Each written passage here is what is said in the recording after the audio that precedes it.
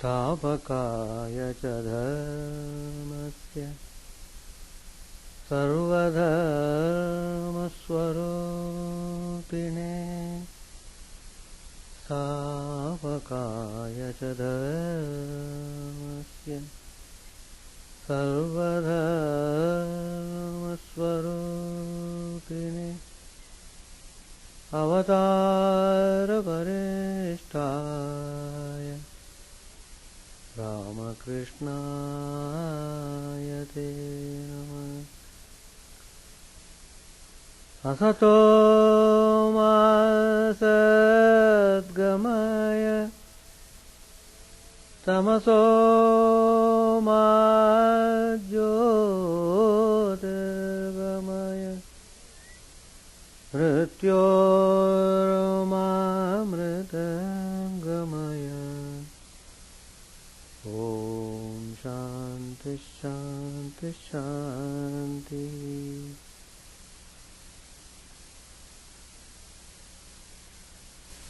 Let us bow down to Sri Ramakrishna, the embodiment of all religions, the Supreme God incarnate. Let us pray to Him to lead us from the unreal to the real, to lead us from the darkness of ignorance to the light of knowledge, to lead us from death to immortality. Today's topic, the sublime teachings of Sri Krishna. Sri Krishna has given philosophy of life and philosophy of action.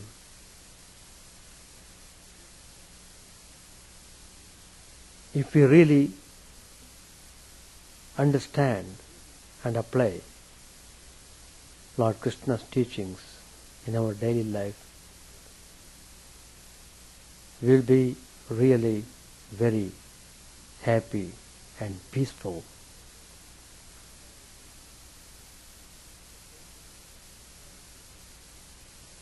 It only requires open-mindedness. We should open our mind, be receptive, be focused on the spiritual ideas, be sincere and honest, then certainly you will experience peace and happiness even while you are living in this world. It gives you a glimpse of liberation, tremendous joy, tremendous peacefulness. Well, one has to be ready to receive these teachings of Sri Krishna. One must have proper intellect to understand and earnestly strive for spiritual pursuit. The Vedas have given its teachings in the form of Vedanta. All the Upanishads that deal with that subject. What's the nature of the soul, nature of this world, what is God? So, all these aspects have been detailed in the Upanishads.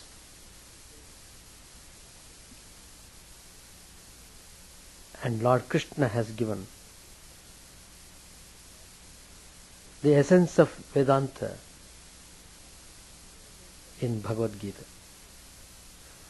So if we study Bhagavad Gita, it means you are studying the Vedas. The same benefit you will have. And all the spiritual ideas are clarified by Lord Krishna. and they are very appealing to the mind. Reality, according to Vedanta, is that which undergoes no change. That which existed in the past, that which exists at present, and which will exist in future, for you, for me, and for everybody. Truth cannot betray itself. Then, can the world be called real? In one sense, it is no, because it is constantly changing and betraying itself. The world has every possible validity, but no reality. Validity means it has the capacity to make itself felt as real. For example, take the case of a dream. A dream also has validity because it makes us believe it to be true when we are in that dream state. But it has no reality because it ceases to exist as soon as we wake up. Similarly, the world will also cease to exist as soon as we wake up from this state of ignorance into a state of self-realization. Anything in this world, whether insentient or sentient, whether inert or animated, whether man or animal, is subject to change. So, anything that undergoes change cannot be called real.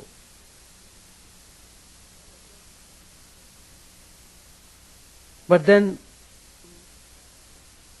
family, friends, relations, kith and kin, they are all valid, but they are not real. So Lord Krishna says in the Bhagavad Gita, in chapter 2nd, in verse number 16, he says, Nasato vidyate bhavo, na bhavo vidyate sataha, ubhayoropi drishtontastvanayo's tattvadarshibhihi. Very nicely explained in this verse. Great souls have said, what actually does not exist in reality has no true existence. And what is real cannot cease to exist. How then are our happiness and misery in this world real? They are agama payanaha. They come and go. They come for going, they come for going and go for coming back. They are transient and hence unreal. Is it worthwhile, therefore, to complain and worry about them? By worrying, can you stop it? So, neither happiness or misery is going to be a permanent feature. Then why rejoice at the one and mourn on the other? Sustain both happiness and misery with the same equanimity in the mind. Do not attach yourselves to the unreal. which by its very nature is transient, short-lived. Instead, attach yourself to that one reality which is non-changing, immutable, eternal and immortal. Do you regret or rejoice about your dreams? No, because the happiness and misery of the dreams are short-lived and completely vanish on your waking.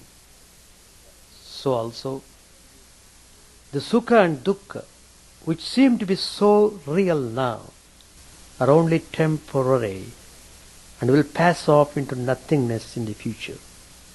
So why worry about them? Just sustain them. Do not complain. So, samabhava, that is equanimity, towards sukha and dukkha, will not automatically come on simple hearing. It will come only through practice. Even for ordinary acts like talking, eating, walking, singing and reading, we have to practice for years. What to say about Brahmajnana? Can it be acquired and perfected in a matter of minutes or hours? Corresponding to the amount of practice you do, you will develop samabhava. And the happiness you get will be in direct proportion to the degree of samabhava you cultivate. So only through sincere practice can you get abiding joy. Sri Ramchandra asked Vasishtha, Sir, is it possible for the worldly man to go beyond sukha and dukkha? Vasishtha Maharshi answered, yes, and sets out a series of examples. Tandulasya yatha charma yatha tamrasya kalima nashyati kriyaya putra purushasya titha malaha. O Rama, we cook rice and eat it. But do you know how the husk was first removed from the rice?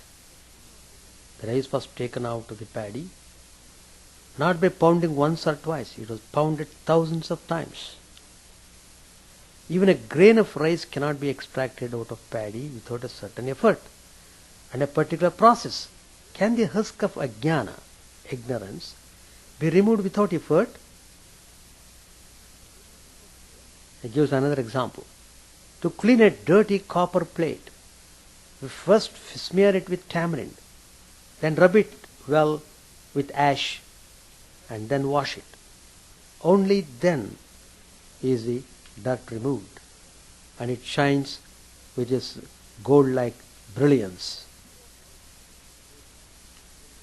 So also, only by proper understanding and the necessary effort can the dirt in our hearts be removed. To remove oil completely from a pot in which it had been kept for a long time, it is not enough if the pot is merely washed with soap and water.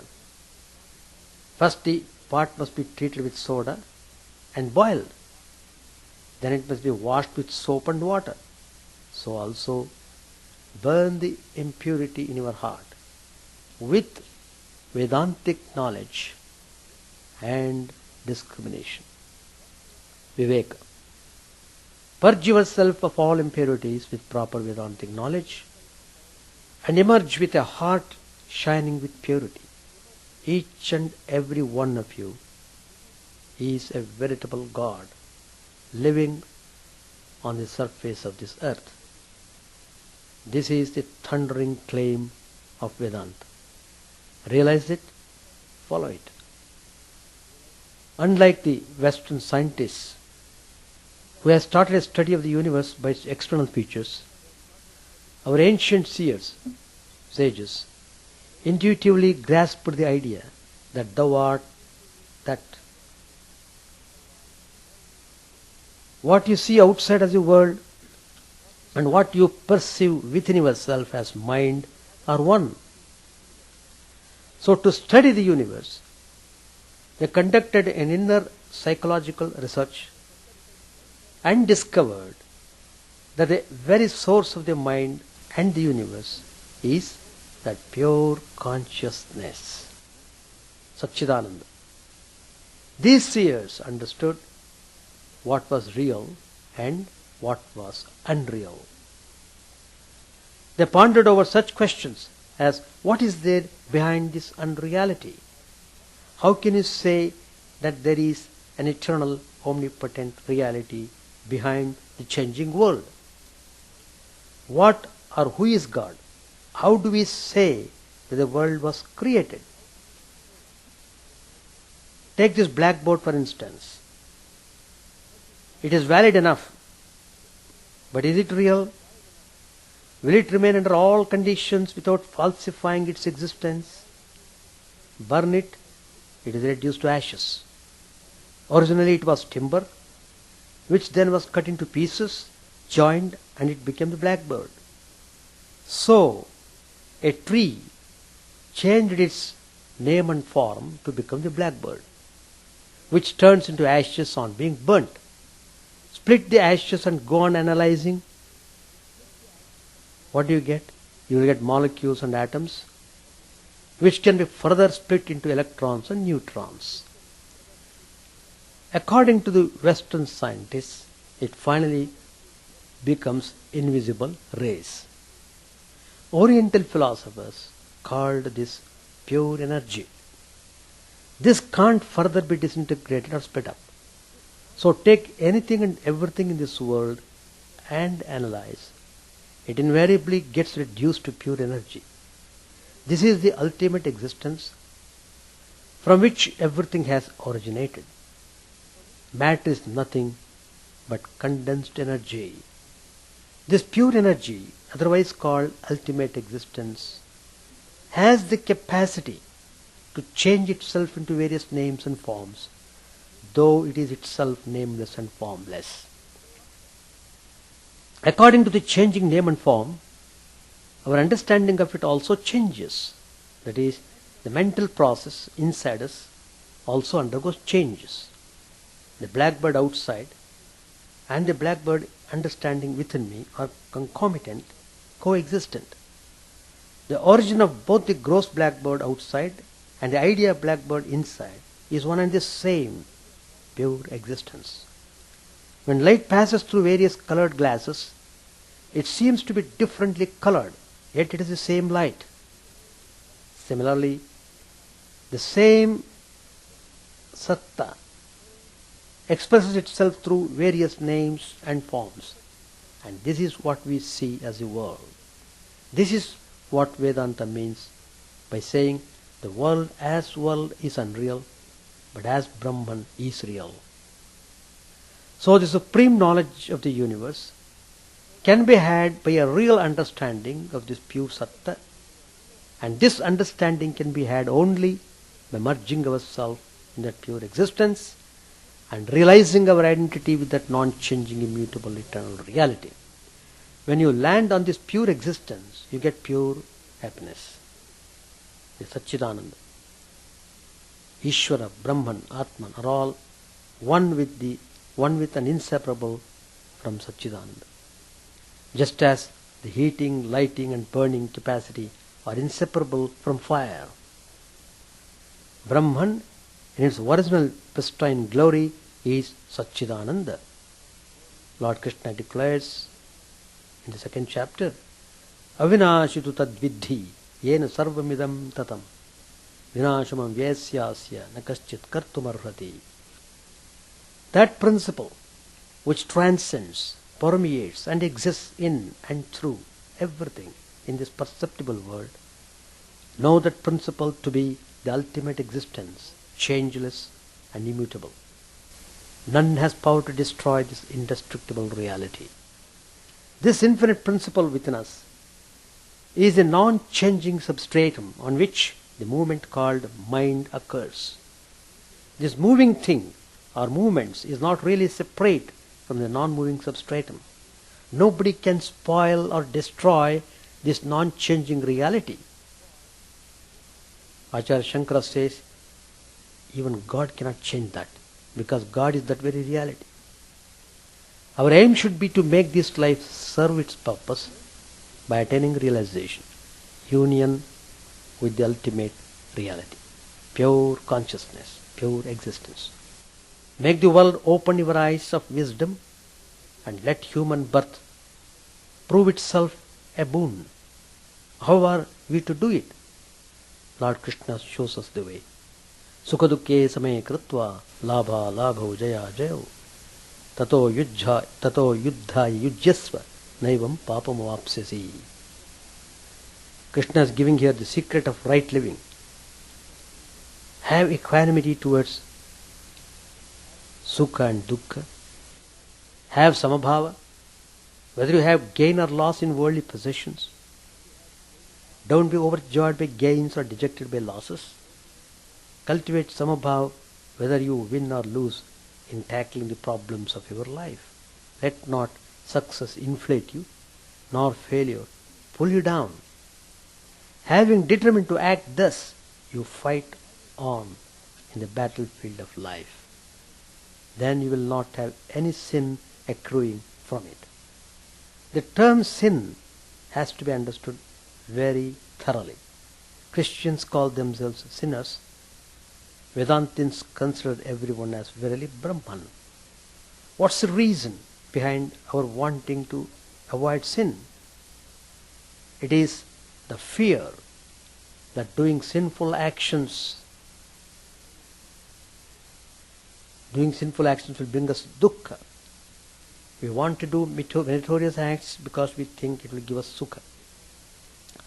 So our doing papa or punya can only affect us by creating in us sukha or dukkha. Krishna says, do not care for papa or punya, for once you have cultivated samabhava, they cannot affect you. Through samabhava, attain me, the infinite principle. Samabhava will protect you against all sins. A man of samabhava will not be an evildoer. Just think how logical this is. Ordinary people are full of notions of papa or punya. They say, we are papins, that is sinners. We are mundane people. Not knowing that papa or punya will affect them only as long as they let these affect them. Outlive sukha and dukkha right now. Will papa or punya, which are going to give you sukha or dukkha in future, affect you then? If you have once learnt swimming, why should you be afraid of entering water? So, papa and punya are for us only as long as we let ourselves be swayed by sukha and dukkha, raga and dvesh. Once we have cultivated equanimity, it means we have transcended papa and punya. Lord Krishna says further, Esha te bihita sankhye buddhir yoge tvimam shrunu buddhya yukto yaya partha karma bandham prahasyasi. What all I have taught you till now is to make you understand clearly what the aim and purpose of your life should be. This is the wisdom of Sankhya. Now I am going to tell you the practical way to fulfill your life through right actions. Right actions. This is the technique of Karma Yoga, following which you will cut off all the existing bonds of Karma Bandha. Theoretical Vedanta alone will not help us, just as a cow in a picture will not yield us milk. To realize our aim of merging with the Brahman, we have to saturate our actions, nay, even our breath with Vedanta. This is the way of Karma Yoga, that of converting theory into practice. Till now, we are working with raga dvesh, likes and dislikes. We wanted to get a certain result which will bring sukha to us. This was the reason why we undertook any work. But now convert this action to Karma Yoga by inner adaptation and change. How to do it? Throw away all selfishness. Do not be attached to sukha and dukkha and raga and dvesha. Do all work in a spirit of dedication unto the Supreme. Then every karma you do becomes dharma. Karma becomes dharma. You would have a goal or aim when commencing an action, but once started, the work must be for its own sake. Do not cling to the result, then you will get peace and joy out of the very performance of the work. Whether the action brings its desired result or not, it doesn't matter. You will not be affected either by success or failure in our action. Your mind will not be confused, and the actions done with such a clear mind will be 100 times more effective than actions done with a mind confused due to attachment to the result. So, Arjun, convert your actions into karma yoga. Then from you will flow out actions that will prove beneficial not only to you, but to the society as well. Lord Krishna, after explaining to Arjun the wisdom of Sankhya Yoga, he is now directing Arjun to do Karma Yoga. Who are fit for Jnana Nishta, Brahma Nishta, that is the path of Sankhya Yoga, and who are fit for the path of Karma Yoga. Karma Yoga is meant for a karmi. Karmi. What is karmi? A karmi is a man who thinks he can derive pleasure from objects of the external world. He works motivated by desires and thinks by amassing wealth he can increase his sukha. He is attached to the world, terribly attached. Slowly he comes to understand, however much I accumulate wealth, I can't get lasting, abiding joy. The objects of the outside world being perishable, the joy I will get from them will also be only perishable and impermanent. He has understood this tattva, yet his clinging has not gone. He has a little knowledge of the Vedanta and wants to get real joy, happiness, yet he has duty consciousness and thinks, I must do this, I must do that. Such people are fit for Karma Yoga. Henceforth they must transform their karma into Karma Yoga. What they were doing hitherto with desire, they should now start doing without desire. They should start doing as a duty. On the other hand, there are people who, on reading books on Vedanta, or hearing constantly about Vedantic ideas, start mentally analyzing the world. They come to the conclusion sooner or later that life in the world is of no avail. Such a one thinks all things of the world will give me ultimately only displeasure or at best temporary joy. At every turn the world betrays me. They see the futility of hankering after worldly joys and they want to have nothing to do with the material world anymore. They have no more duty consciousness, nor have they any attachment either to particular persons or to the objects of the world. To them the world seems just like a cinema show. Having no more duty consciousness or attachment and coming to the conclusion that liberation through jnana alone can give them lasting peace, they betake themselves away from society. It is no use anybody saying, don't go away, don't run away. You have such and such a duty to perform. But they will not hear them. To some people, this vairagya may come spontaneously on hearing or reading Vedanta. To some it takes time. But once this vairagya has taken root, the world loses all charm for them. This genuine vairagya is not born out of mere frustration. Some people, they get disappointed in love affairs. Some fail in examinations. Some lose their near and dear ones.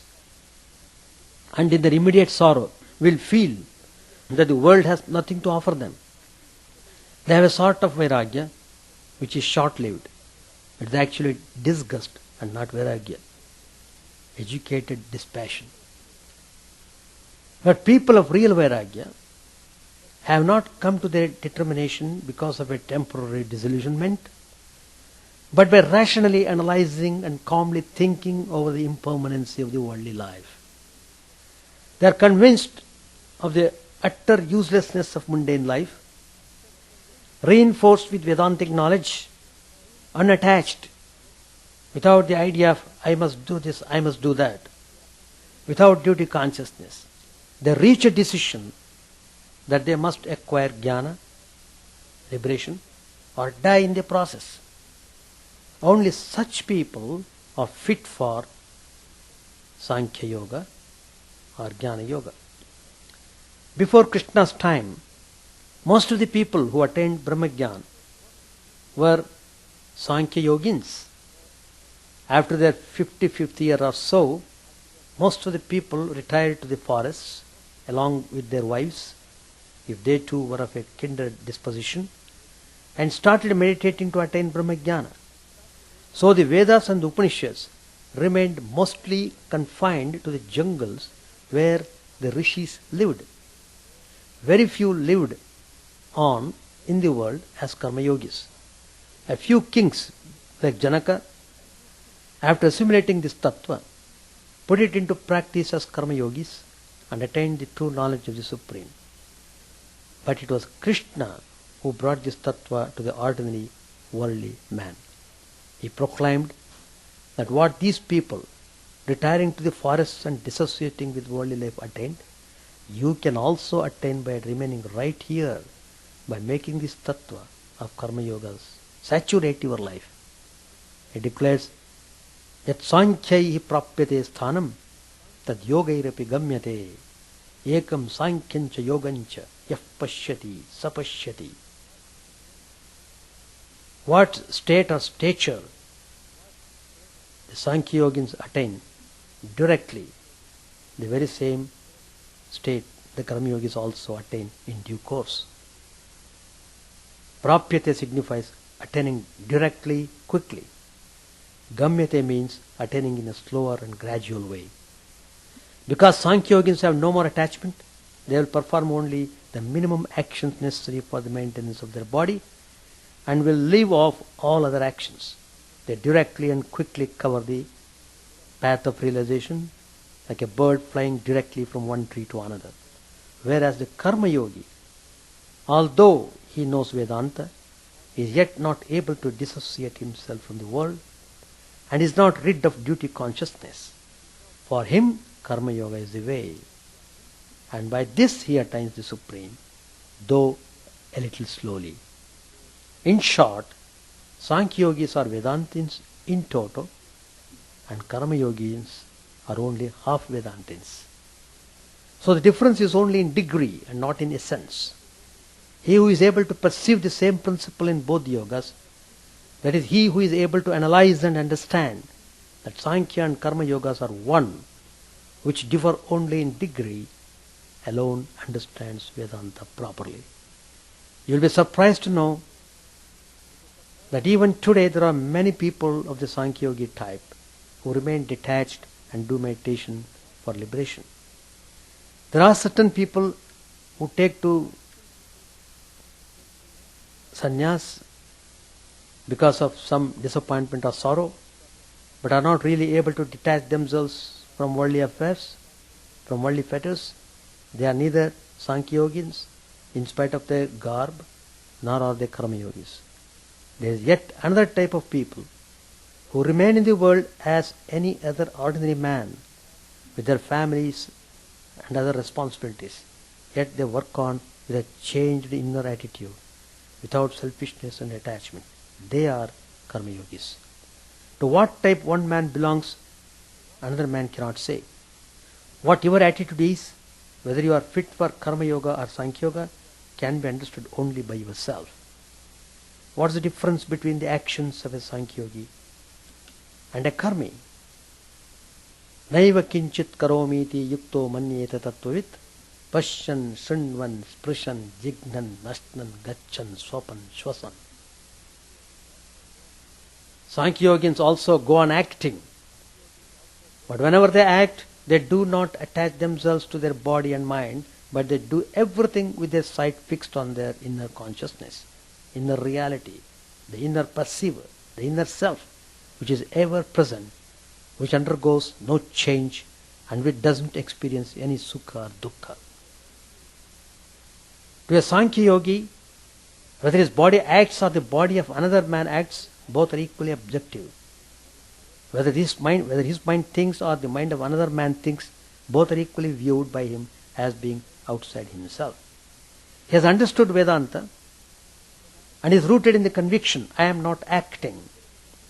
He may be looking, he may be hearing, tasting, smelling or touching. He may be breathing, eating or sleeping. But all through these actions, he has the feeling it is a body which acts, not I. My indriyas are associating themselves with their objects of the external world. I am not the actor. He is ever conscious that outwardly everything changes and mentally also everything changes. In these changing phenomena of the world, there is only one principle that doesn't undergo any change. That is the inner perceiver, the pure I consciousness that witnesses and illuminates the three states of consciousness. The I that never acts, moves, comes or goes. That I which is not associated with the body or mind, though we mistakenly think it does. It remains always in the thought, Nitya Shuddha Prabuddhoham Satchidananda Swarupoham. Thus dwelling on that consciousness continuously attains union with it. The karmi, on the other hand, thinks that he is acting when his body or mind acts. He is not able to dissociate himself from the idea that he is the body-mind-intellect entity. And when the attachment to the body and mind is there also springs up the ahankar, the ego, that I did this, I will do that. Consequently, he experiences sukha and dukkha, suffers joys and sorrows, pleasures and pain. For such people, Vedanta gives the immediate process of karma yoga by which they can evolve. This practical science of philosophy, karma yoga, was given out publicly for the first time by Lord Krishna to Arjuna. So in order to practice any yoga, most important factor is to what extent you have control over your mind. So controlling of mind is a key to success in our spiritual pursuit. Swami Brahmanandaji, one of the direct disciples of Sri Ramakrishna, he said, cravings such as for lust and greed, for name and fame, arise and lead one farther away from God. Unless you be aware of this thief in the form of cravings, he will steal all the goodness in you and you will drown in the bottomless ocean of worldliness.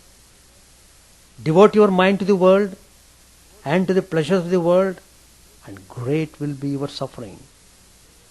On the other hand, devote your mind to God, and great will be your joy. First of all, the mind, which is the ruler of the senses, must be controlled. After that, the mind and the intellect must be merged in the Atman. Who are your enemies? Your own senses. But if you control them, they will become your friends. The tendency of the lower mind is downward, toward worldliness.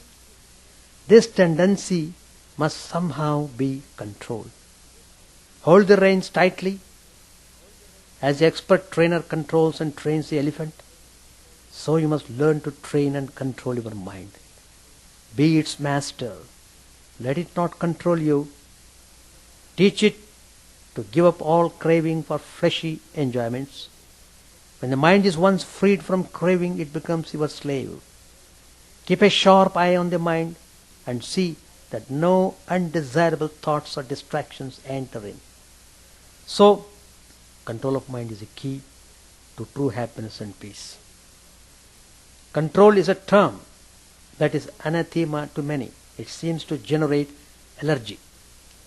Children resist control by their parents. The employee resents the control of the bosses. The students rebel against the control of the teacher. Even the patient is not happy with the control and restrictions prescribed by the doctor. To be controlled is felt to be a denial of a fundamental right. One wishes to be free, to be left uncontrolled. There is indeed some justification for this urge. In the final analysis, man is spirit that is essentially free. The Atman is not bound by any fetters. It nourishes in absolute freedom. It is Mukta Swabhava. Just as a kitten goes after a rat by instinct, man goes after freedom, which is in his very nature. But the trouble arises from our misunderstanding of what constitutes freedom. Freedom is not license. A free man is not an individual who can act according to his whims and fancies. A free society is not a permissive society. Freedom doesn't mean absence of control. It doesn't mean that. On the contrary, full freedom and perfect control go hand in hand. Control is a prerequisite of freedom. Observe nature. You will be surprised to note how much of control there is at every point in nature. All natural processes are rigidly controlled processes. They follow different laws. The law of gravitation controls the movements of all bodies from a falling apple to an exploding universe. Electrical phenomena likewise obey scientific specific laws of electromagnetic radiation. The process of digestion is in strict accord with biochemical laws. Precise laws control nature's behavior at all levels. Man, however, differs from fellow animals in the considerable degree of mastery he has been able to establish over nature. If an animal becomes the victim of a disease, it has to suffer and die. But man, using his intelligence, can escape from the clutches of the element. The advance of science and technology has enabled us to manipulate nature, to bring us comforts and luxuries galore. The impediments of nature do not stand in our way today in the matter of travel, and we are able even to visit other planets. Defying distance, we are able to communicate right across the world. The production of food, the warding off of diseases, the manufacture of synthetic apparel to suit different climates, and a host of other inventions have changed human life beyond recognition. How has this much mastery of nature been possible? Only through an understanding of nature. It is not that nature's laws are defied, but that we exploit those laws to suit our specific needs. The mastery comes through knowledge, not through abolition of controls. There is, however, a great snag. Though we have taken pains to understand the laws of nature in order to manipulate them to our advantage, real happiness eludes us. In the midst of material plenty, we feel emotionally starved. Life today has become a series of tensions, and peace has proved just a distant rumor. The so-called conquest of nature has left us miserable. With a nuclear war around the corner, we live in perpetual nightmare. The reason is obvious. External nature has been controlled, but not internal nature. The progress outward has been magnificent, but at the expense of inward harmony. As Christ asked, "What shall it profit a man if he gains the whole world and loses his own soul?" That's why Lord Krishna says, he lays stress on Atma Vinigraha, that is, restraint of the self, as one of the prime requisites for the aspirant. In the 13th chapter of the Bhagavad Gita, he has very specifically mentioned this. Control of the mind is the indispensable condition for the real happiness of life. As Yoga Vasishta puts it, asya samsara dukkhasya sarvopadrivakarinah upaya eka evasti manasaha swasya nigraha. In this misery-go-round called life, so full of trials and tribulations, there is only one way out: the control of one's mind. It is a mind that makes a heaven of hell or a hell of heaven. When the mind is in disorder, happiness takes to wings. This is a basic fact recognized in all religions, and there is no religion which does not lay down its own set of disciplines for controlling the mind. Well, the control of the mind, however, is easier said than done. The mind has been compared to a monkey. Swami Vivekananda in his Rajayoga lectures has mentioned this. It has been compared to a monkey that has drunk potent liquor, been bitten by a scorpion, and is also possessed by a ghost. So you can imagine now the state of the monkey. The tantrums into which it flies can well be imagined. Arjun complains to Lord Krishna that control of the mind is as difficult as control of the wind that blows through the sky. Lord Krishna also agrees, but then points out to his beloved friend that the control is possible through abhyas and vairagya. But it is a sad fact that these practices, however assiduously followed, do not always lead to a joyous blooming of the mind. On the contrary, they become mechanical, deaden the aspirant's sensitivity, and turn life into a humdrum affair. Many earnest souls either lose faith and turn agnostic, or luxuriate in hypocrisy. They degenerate into what the Bhagavata castigates as dharmadhvajatva, a cynical nourishing of the flag of righteousness.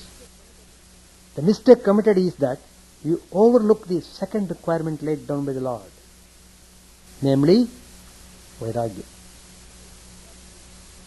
Practice, however rigid, cannot yield results unless it goes hand in hand with detachment. Here too, a misapprehension must be avoided. Vairagya is not a negative attitude, but a positive approach. It is not hating sense pleasures, but finding bliss in pursuing a mightier truth. If you want to wean a child away from an undesirable activity, we present it with toys or chocolates or something else that is much more fascinating. The natural tendency of the mind is to gravitate towards the lower pleasures. Real vairagya consists in attracting the mind towards loftier excellences. Once the mind has learnt to find joy in the higher values, detachment from the lower values comes spontaneously. We saw that control of external nature has been possible only through understanding nature. Likewise, control of internal nature or the mind also is possible only by understanding the nature of the mind. Self-mastery springs from self-knowledge. The central variety is that each of us is a spark from the divine fire. That spark has to be fanned into a mighty flame. As Swami Vivekananda has put it, each soul is potentially divine. That potentiality must be nursed into an actuality. He has explained how this can be done through the pursuit of the 4 yogas, either alone or in combination, according to the aptitude and ability of the aspirant. Disinterested action, supreme devotion to the Lord, rigorous analysis of reality, and one-pointed and unflagging meditation are the 4 royal roads to the mansion of the infinite. Though apparently the angles of view are different in these 4 approaches, the basic aim is the same in them all, namely the elimination of the ego. In Karma Yoga, the aspirant gives up not only the fruits of action, but also the sense of agency. He is able to work with full freedom of mind, irrespective of the results of his action.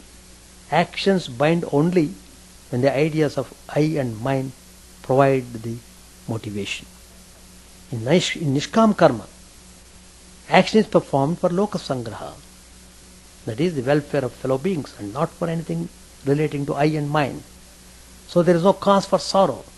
There are no regrets. In Bhakti Yoga, the idea of a personal God is a saving factor. One surrenders oneself completely to one's chosen deity and doesn't ask the question why when something unexpected or untoward happens. The devotee is content to say it is Ramar Ichcha, it is the Lord's will. He feels he is only a pliant instrument in the hands of the divine and claims neither credit nor discredit for what happens. He is able to have thus the freedom and unalloyed joy that the Karma Yogi obtains. In the path of Jnana, the fundamental process is the same. One recognizes that there is no difference between Atman and Brahman. The individual soul without its adjuncts is non-different from the infinite without adjuncts. The Jnani cannot have the sense of I and mine because his separate identity has been lost in the universal. What the others call the joys and sorrows of the world becomes to him just a play of shadows on an immaculate screen. The votary of Raj Yoga, he also aims only to eliminate the I and mind sense. Through the mastery of the 8 limbs of the yoga, he is able to come to the state of samadhi, which is contentless consciousness. Having tasted that super sensual experience, the yogi loses interest utterly in the trifles with which worldly people occupy their lives. Thus all the 4 yogas underscore the same truth but in different languages. Each one of them aims at self-mastery, not by fighting against the mind, but by understanding it. The mind is persuaded to shed its toxic nature by presenting it with lovelier vistas of experience. This is a point that has to be understood very clearly when speaking of Atma Vinigraha. The Lord Krishna discusses this in the 3rd chapter of the Gita, where he poses the question and answers it. Sadarsham cheshtate swasyaha prakriter jnanavanapi prakritim yanti bhutani nigraha kinkarishyati.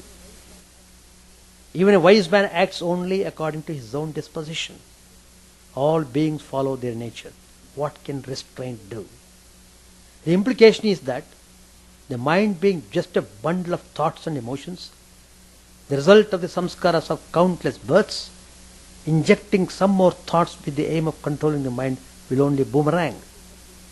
It will only make the thinking and feeling still stronger, but not lead to the subsidence of thoughts and feelings. That is the goal. In order to have a silent mind, it is counterproductive to impose controls on the mind, but such an argument would be a cry of despair. So the Lord Krishna points the way out. He shows us that there is a hierarchy in the internal world of which we can take advantage. Indriyani paranyahuhu indriyebhyah param manaha manasastu para buddhihi yo buddhehe paratastu saha. The senses are superior to their objects, but superior to the senses is the mind, superior even to the mind is the intellect or discriminating faculty, and superior to the intellect is the real self. So, know this supreme self in order to get out of the clutches of the lower selves represented by the mind and its cohorts. Once the highest has been glimpsed through any one of these 4 gates of wisdom, controls become superfluous but do not disappear. The Jivan Mukta, who has realized this infinite, cannot be bound down by any rule or regulation. But then he also does not have any revulsion towards rules and regulations. In fact, he seems to obey the laws more thoroughly than others, because as Sri Ramakrishna says, a perfect dancer never takes a wrong step. Whatever step he takes has to be right. That's the meaning of perfection. The liberated soul does not consciously subject himself to controls, but then he is incapable of deeming the so-called controls as restrictions on his freedom. Swamiji summarized the whole truth when he said, "Work like a master and not like a slave." The master observes all the rules but doesn't feel constrained by them. The slave, on the contrary, does forced labor and is unhappy while observing the regulations. The approaches of the two to the controls that both of them follow are entirely different. One acts in freedom, the other under a sense of bondage. The test of mastery is the smoothness of functioning. When we walk, our legs follow precise anatomical and physiological laws. But the healthy legs are not even aware that they are walking. From the lips of Sri Ramakrishna issued mighty and revolutionary spiritual dicta. But then he would say again and again, what do I know? It is the mother who puts the words into my mouth. This is the real self-mastery, the genuine self-control that is synonymous with utter freedom. As he used to quip, when shall I be free? When I shall cease to be. Ishtan bhogani vo deva dasyante yajna bhavitaha tair dattana pradayebhyo yo bhunkte stena eva saha. Cherished by your spirit of sacrifice, the gods give you everything you want. But remember, whoever receives gifts from the gods without offering anything back is a thief. There are 5 types of giving and taking. The Gita gives names to them. If you take 100% and don't give anything in return, you can be called a thief. If you take 100% and give 50%, you are a debtor. If you take 100% and give 100%, you are a good business person. That's how business should be done. Give in return for what is received. If a business person gets $10, he should be sure that to give $10 worth of goods or services. That is fair business. Next, if you take 50% and give 100%, you are called a righteous person. You are giving more than what you receive.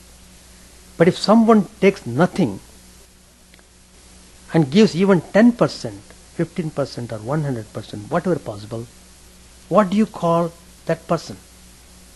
He is called as a saint or a yogi. We should always examine our transactions and discover in which category we put ourselves. Thief, debtor, business person, righteous person or a saint. And if you are already a thief, try to be a debtor. If you are really a debtor, try to promote yourself to be a business person. If you are already a business person, try to be a righteous person. Stop not until you become a saint. Yajna is so beautiful. The whole life is an offering. Whole life is an offering. So Lord Krishna has given sublime teachings, the whole Bhagavad Gita. Every line, every verse, every word of the verse is tremendous inspiration. So, if you are aspiring for real peace and happiness, understand the spiritual ideas given by Lord Krishna and apply them in daily life. With these words, I conclude my talk. Thank you very much. Om Sahana Bhavatu Sahanau Bhunaktu Sahaviryam Karavavahai Tejasvinavadhitamastu ma vidvishavahai. Om Shanti Shanti Shanti. Harihi Om Tat Sat. Sri Ramakrishna Arpanamastu. May the Lord protect us. May He nourish us. May our knowledge be fruitful and enlightened. May we not hate each other. Peace, peace, peace be unto all.